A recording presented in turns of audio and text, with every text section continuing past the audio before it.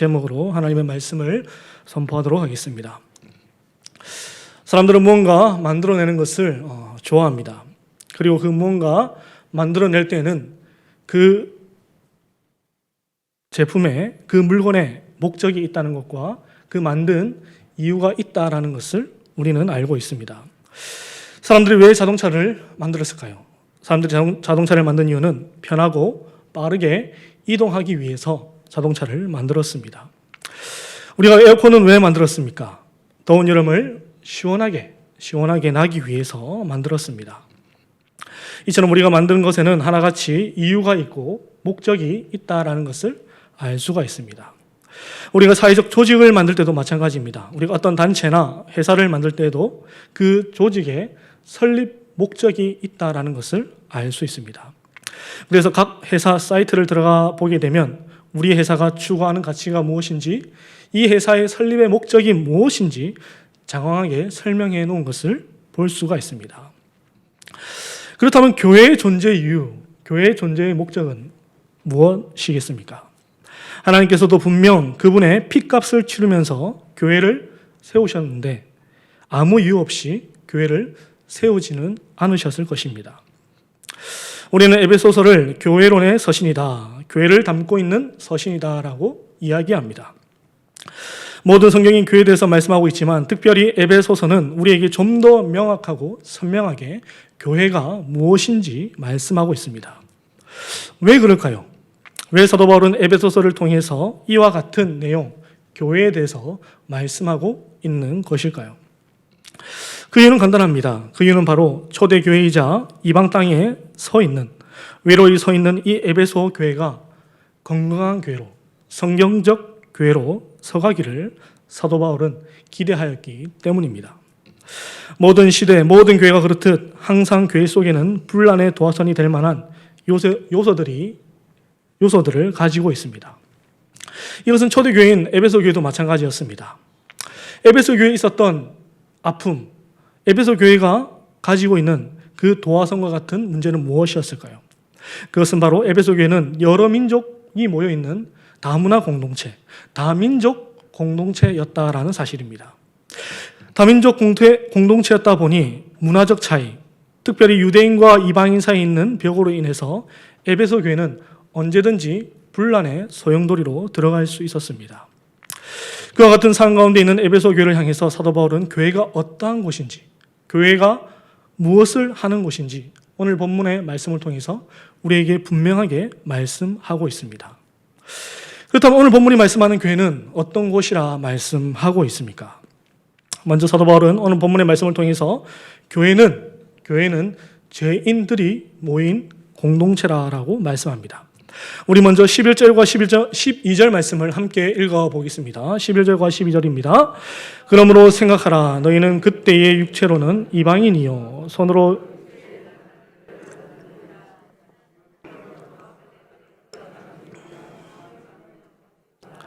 그때 너희는 그리스도 밖에 있었고 이스라엘 나라의 밖의 사람이라. 약속의 언약들에 대하여는 외인이요 세상에서 소망이 없고 하나님도 없는 자이더니.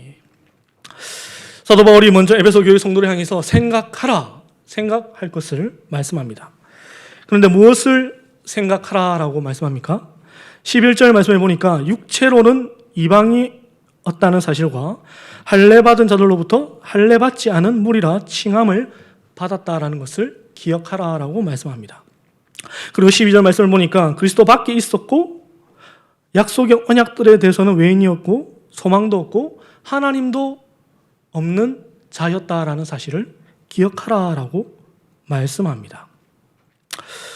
왜 사도 바울은 이것을 기억하라라고 말씀하고 있는 것일까요? 왜 느닷없이 사도 바울은 우리들의 과거, 우리가 예수님을 알기 이전의 삶에 대해서 말씀하면서 그것을 기억하라라고 말씀하는 것일까요? 그 이유는 간단합니다. 우리가 어떠한 자였는지 우리의 과거를 기억할 때에 우리는 하나님께 온전히 감사할 수 있고 하나님께 순종할 수 있기 때문입니다. 그래서 하나님께서는 이스라엘 백성들에게 이렇게 말씀하십니다. 신명기 16장 12절을 보면 이렇게 말씀합니다. 너는 애굽에서 종되었던 것을 기억하고 이 규례를 지켜 행할지니라. 이 규례, 즉 하나님의 계명을 지키는데 무엇을 기억하라라고 말씀합니까? 애굽에서 종되었던 사실을 기억하라라고 말씀합니다. 하나님께서 그냥 지켜라 하면 되지 왜 굳이 애굽에서 종되었다 사실을 기억하라라고 말씀하는 것일까요? 그것은 바로 우리가 우리의 과거를 기억할 때에 우리의 아픈 과거, 우리가 죄인이었다라는 사실을 기억할 때에 겸손함으로 주의 말씀에 순종할 수 있기 때문입니다. 우리나라 속담에 이런 말이 있습니다. 개구리 올챙이적 기억하지 못한다. 이 말의 뜻은 사람들이 조금 잘 나가면 자신의 과거를 금방 잊고 교만해진다라는 뜻입니다. 부끄러운 과거를 잊으니 교만해질 수밖에 없습니다. 하나님은 이 교만을 막기 위해서 무엇을 하라라고 말씀합니까? 너희가 애굽에 종되었던 사실을 기억하라라고 말씀합니다. 오늘날도 마찬가지입니다. 오늘날도 우리는 무엇을 기억해야 하겠습니까? 우리가 애굽에 종되었다라는 사실, 바로 우리가 죄인이었다라는 사실을 우리는 늘 언제나 기억해야 합니다. 왜 그렇습니까? 왜 우리가 그것을 기억해야 합니까? 그와 같은 과거를 기억할 때에 우리는 하나님께 온전히 순종할 수 있고 하나님께 온전히 감사할 수 있기 때문입니다. 그런데 안타까운 현실은 어떻습니까? 우리는 우리의 과거를 기억하지 못하고 우리는 우리의 과거를 잊을 때가 참 많이 있습니다. 이스라엘 백성들도 마찬가지입니다. 그들도 그들의 과거, 애굽에서 종되었다라는 사실을 그들은 잊을 때가 참 많이 있었습니다.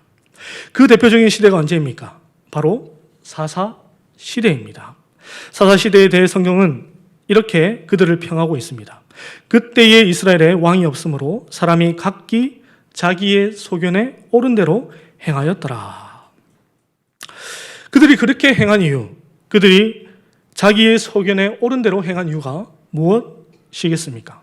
바로 그들의 과거, 그들이 이전에 애굽의 종이었다는 사실을 잊었기 때문입니다. 세리와 죄인들과 함께 식사하는 것을 보며 조롱하는 바리새인들과 서기관들에게 주님께서 이렇게 말씀하십니다. 우리 마가복음 2장 17절 말씀을 함께 읽어보겠습니다. 예수께서 들으시고 그들에게 이르시되 건강한 자에게는 의사가 쓸데없고 나는 의인을 부르러 온 것이 아니요 죄인을 부르러 왔노라 하시니라. 아멘. 주님께서 어떤 자와 함께 하신다라고 말씀합니까? 병든 자, 바로 자신이 죄인임을 아는 자와 주님이 함께 하신다라고 말씀합니다. 그래서 사도 바울은 또 이렇게 말씀합니다. 고린도전서 10장 12절 말씀, 그런즉 선줄로 생각하는 자는 넘어질까 조심하라. 우리가 섰다 생각했을 때 무엇을 해야 합니까? 그때에 넘어질까 조심해야 합니다. 우리의 신앙에 있어서 가장 조심해야 할 때가 있다면 그때는 바로 우리가 섰다 생각했을 때, 바로 그때 우리는 가장 조심해야 합니다. 왜 그럴까요? 왜 그렇습니까? 교만은 패망의 선봉이라는 말씀처럼 교만한 자의 마음은 사단의 쉬운 먹잇감이 되기 때문입니다. 우리나라 속담에 이런 말이 있습니다. 벼는 익을수록 무엇을 숙입니까? 머리를 숙인다 말합니다. 우리의 신앙도 마찬가지입니다. 신앙의 연륜이 쌓이고 신앙의 깊이가 깊어질수록 우리는 더욱더 머리를 숙일 수 있어야 합니다. 시편 기자가 이렇게 하나님을 찬양합니다. 우리 시편 149편 4절 말씀을 함께 읽어보겠습니다. 여호와께서는 자기 백성을 기뻐하시며 겸손한 자를 구원으로 아름답게 하심이로다. 아멘. 하나님께서 어떠한 자를 구원으로 아름답게 하신다라고 말씀합니까? 겸손한 자를 구원으로 아름답게 하신다라고 말씀하고 있습니다. 지금 우리 자신은 어떻습니까? 우리는 지금 어떻게 하나님 앞에 서 있습니까? 하나님 앞에서 겸손한 자로 서 있습니까? 아니면 애굽의 종되었다는 사실을 잊어버리고 교만한 자로 살아가고 있지는 않습니까? 바라옵기는 우리 진개교회의 모든 성도님들은 하나님 앞에서 겸손함으로 하나님의 구원으로 아름답게 하시는 복된 성도가 되시기를 주님의 이름으로 축복합니다.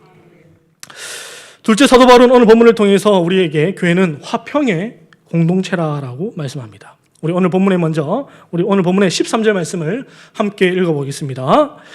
이제는 전에 멀리 있던 너희가 그리스도 예수 안에서 그리스도의 피로 가까워졌느니라. 아멘.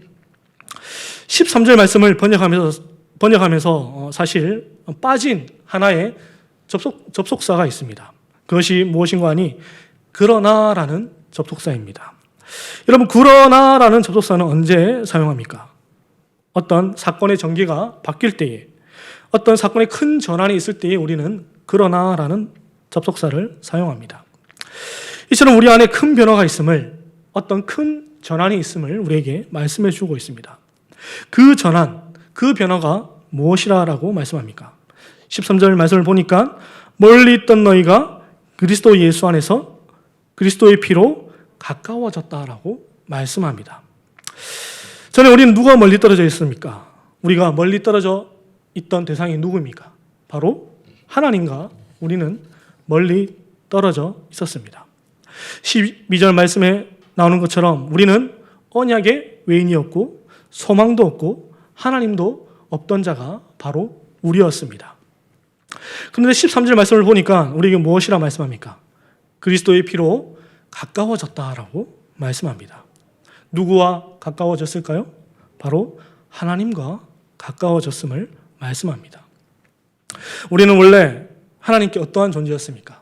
우리는 원래 하나님의 진노의 대상, 하나님의 원수된 자가 바로 우리였습니다. 히브리어로 원수는 오예브라는 단어로서 이 말의 원뜻은 적이라는 뜻을 가지고 있습니다. 여러분, 전쟁에서 적은 어떻게 해야 됩니까? 여러분, 전쟁에서 적은 죽여야 하는 대상입니다. 하지만 그 죽여야 하는 대상, 적 같은 우리를 하나님께서 어떻게 하셨다라고 말씀합니까? 그리스도의 피로 가까워지게 하셨다라고 말씀합니다. 그렇다면 여기서 가까워졌다라는 말의 의미는 무엇일까요? 이 말의 의미는 바로 우리가 하나님과 가까운 관계가 되었음을 말씀해 주고 있습니다. 여기서 가까워졌다라는 표현은 바로 우리가 하나님과 아주 친밀한 관계, 아주 가까운 관계가 되었음을 우리에게 말씀합니다. 주님은 이 친밀한 관계에 대해서 이렇게 말씀합니다. 우리 요한복음 15장 15절 말씀을 함께 읽겠습니다. 이제부터는 너희를 종이라 하지 아니하리니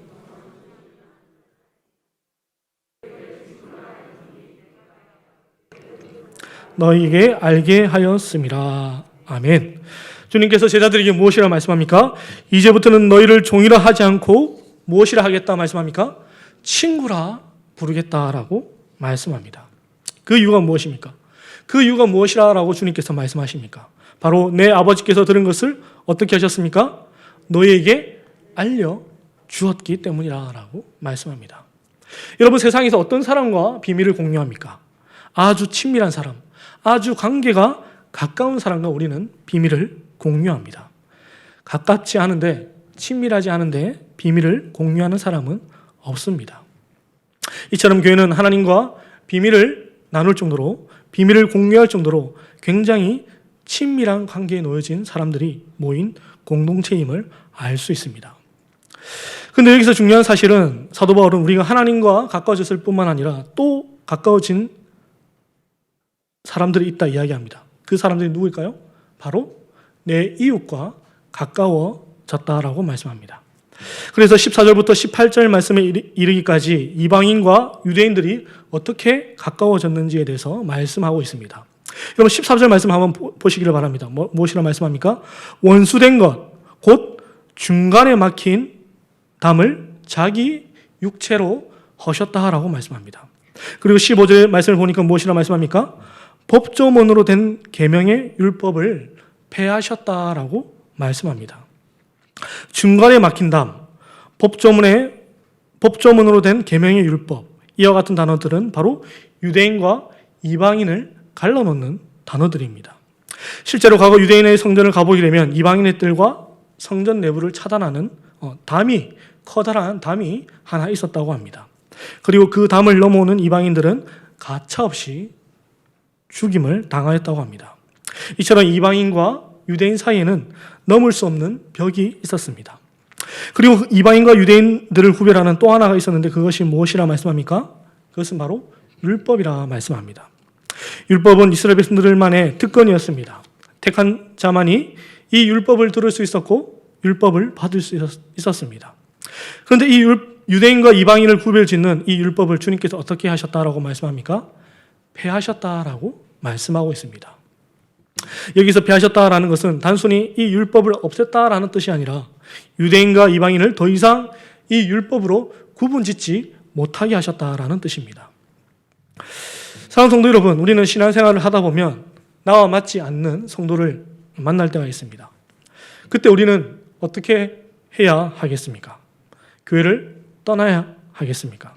그때 우리는 이 말씀을 기억해야 합니다. 그리스도께서 우리를 하나님뿐만 아니라 내 이웃과도 가깝게 하셨다라는 사실을 기억해야 합니다. 주님께서 이렇게 말씀하십니다. 우리 마태복음 5장 9절 말씀을 함께 읽어보겠습니다.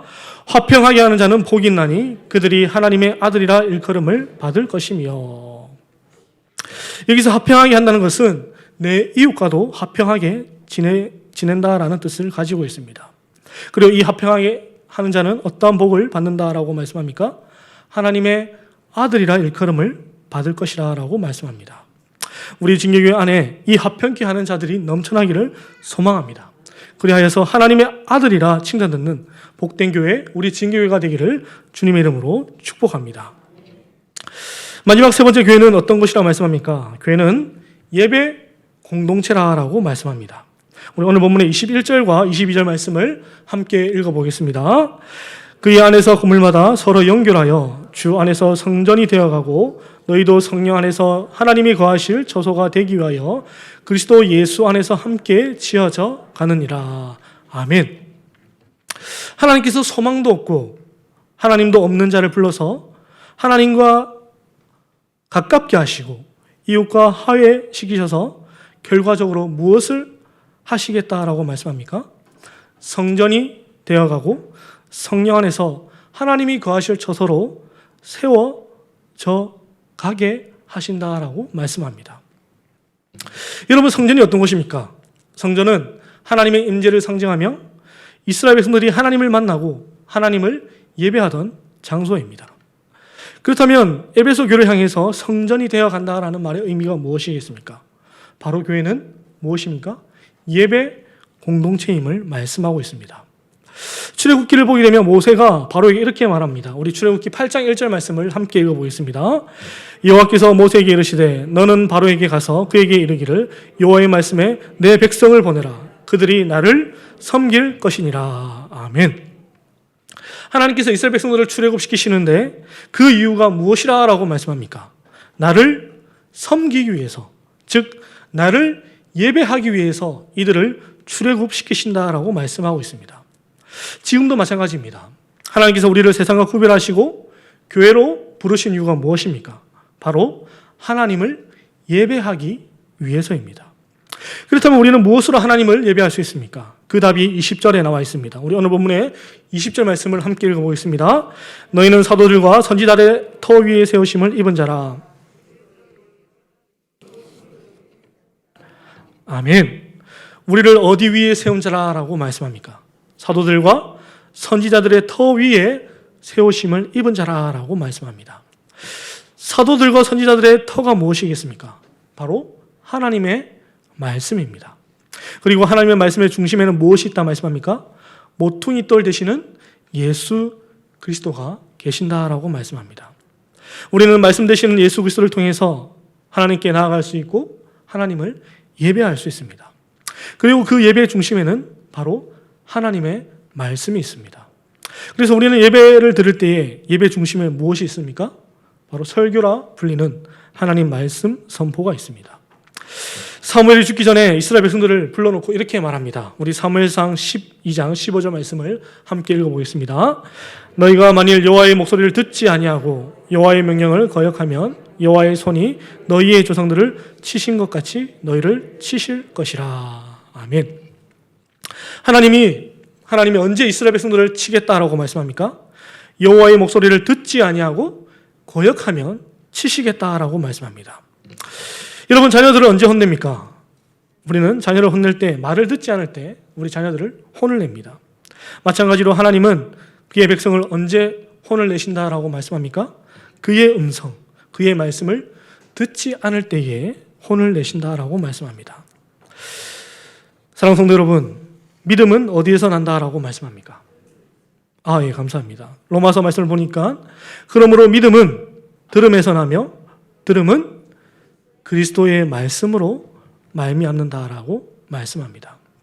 믿음은 들음에서 납니다. 그런데 그 듣는 것이 무엇입니까? 바로 그리스도의 말씀입니다. 사랑하는 성도 여러분, 예배하는 자는 주의 음성을 듣는 자입니다. 주님께서 이렇게 말씀하십니다. 요한복음 10장 27절 말씀입니다.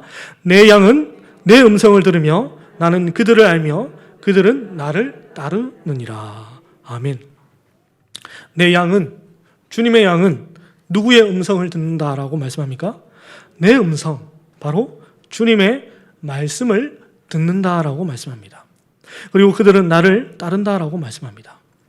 이 시대에 누구나 마음만 먹으면 예배의 자리에 나올 수 있습니다. 하지만 그 가운데 진정 하나님의 음성을 듣는 자는 몇 명이나 된다라고 말할 수 있을까요?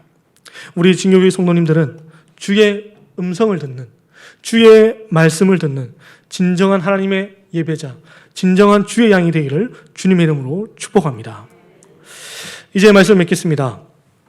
우리나라의 조선시대 직후에 유교의 영향으로 세 가지의 큰 벽이 있었다라고 이야기합니다.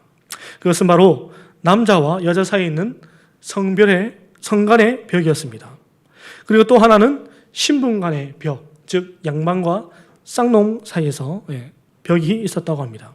그리고 마지막으로 있는 벽이 무엇인가 하니 바로 지금도 있는 지역 간의 벽, 영원함이 나뉜 것처럼 그때도 지역 간의 벽이 있었다고 합니다. 그런데 놀랍게도 그때 당시에 이 벽을, 그때 무너지지 않을 것 같은 이 벽을 깬 곳이 있었습니다.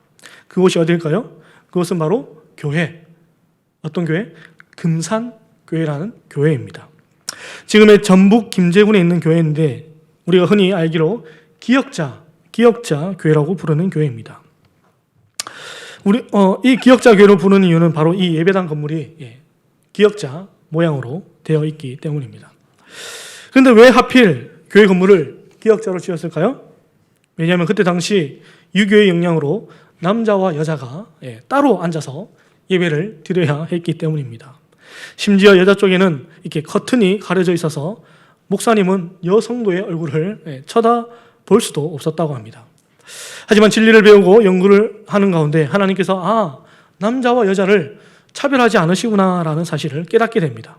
그래서 이전에 있던 커튼을 없애고 남녀가 함께 예배를 드렸다라고 합니다. 남녀 사이에 있었던 벽이 무너지는 순간이었습니다. 그리고 또 하나의 감동 스토리가 있는데 그것이 무엇인가 하니 바로 신분과 지역을 뛰어넘는 이야기입니다. 이 지역에 처음에 선교사님이 들어와서 복음을 전하고 처음 믿게 된 가정이 있는데 그 가정이 바로 조덕삼 장로님의 가정입니다. 이 조덕삼 장로님은 그 지역에서 큰 부자였다라고 합니다. 그래서 자신의 집을 개방해서 자신의 사랑채에서 교회로 모였다라고 합니다. 처음에는 조덕삼 장로님의 가정이 모였고 이후에는 그의 종들 가운데 몇 사람이 예배의 자리에 나오기 시작하였다고 합니다. 그리고 그 종들 가운데는 이자익이라는 분이 계셨다고 합니다. 이분은 주인 조덕삼 장로와 함께 예수님을 믿게 되었고 같은 날 함께 세례를 받았고 같은 날 한날 집사가 되었다고 합니다. 그런데 교회가 이제 부흥을 하고 성장을 하다 보니까 교인이 한 200명 정도 되었다라고 합니다. 그래서 200명 정도 이제 성장을 하자 교회에서는 장로를 선출하자라는 이야기가 나왔습니다. 그런데 이때 문제가 생깁니다. 드디어 교회법을 따라서 투표를 하게 되는데 상상하지도 못한 결과가 나오게 됩니다. 주인 조덕삼 집사는 떨어지고 종이었던 이자익 집사가 장로로 선출된 것이었습니다. 더욱 놀라운 사실은 이 종이었던 이자익 집사는 전라도 사람이 아니라 경상도 사람이었다라고 합니다. 지역의 벽이 무너지는 순간이었습니다. 투표함이 개표되고 주인 조덕삼 집사는 떨어지고 종 이자익 집사가 장로로 선출되자 그곳의 분위기는 긴장감이 흘렀습니다. 그때 조덕삼 집사가 손을 들고 발언권을 얻어서 이런 말을 하였다고 합니다. 여러분, 오늘 우리 금산교회는 위대한 일을 해내었습니다. 이자익 집사는 영적으로나 신앙적으로나 아주 성숙한 분이십니다. 이러한 분이 장로가 되었으니 우리 하나님께 감사를 올려드립시다 라고 말을 하였다고 합니다. 이후에 주인 조덕삼 집사도 장로가 되었다라고 합니다. 그리고 이자익 장로의 뛰어남을 보고 조덕삼 장로는 그에게 신학을 할 것을 권합니다. 그리고 이자익 장로가 신학을 공부하는 동안 모든 후원을 이 조덕삼 장로가 책임을 집니다. 그리고 후에 이자익 장로가 모든 신학 공부를 마쳤을 때에 조덕삼 장로는 자신의 종이었던 이 이자익 목사를 금산교회 담임 목사로 청빙을 하게 됩니다. 이것이 바로 복음의 능력입니다. 신분의 벽과 지역의 벽과 성별 간의 벽을 뛰어넘는 것이 바로 이 복음의 능력입니다. 우리 진교교회도 이와 같은 은혜의 스토리가 풍성한 교회가 되기를 소망합니다. 그리하여서 진교교회는 다르다. 진교교회 안에는 하나님의 사랑이 넘친다라고 소문이 나는 복된 교회가 되기를 주님의 이름으로 축복합니다. 기도하시겠습니다.